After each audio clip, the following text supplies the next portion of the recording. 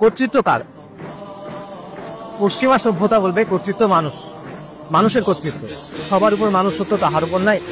মাপকাঠি কি? মানুষের বিচার বুদ্ধি, মানবীয় তত্ত্ব, মানবীয় ব্যবস্থা, অনুসরণীয় মানুষ।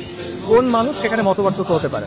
কেউ বলবে গ্রিসের ফিলোসফাররা, কেউ বলবে মধ্যযুগে পলিম্যাথরা, নিউটন বা লিওনার্দো দা ভিঞ্চি এই টাইপের লোকেরা, কেউ বলবে বিজ্ঞানীরা, আইনস্টাইন বা এই টাইপের কেউ, অথবা কেউ বলবে এখন কি বলে সেলিব্রিটিরা, ইনফ্লুয়েন্সাররা, যাত্রাপাড়ার ভাড়রা, নর্তকীরা, রাইট, বাইজিরা, এরা হলো এখন অনুসরণীয়। বাট মানুষ, প্রতিটা জায়গায় মানুষ, সবার উপর মানুষ সত্য, তাহার উপর না। এটা হিউম্যানিজমের কথা।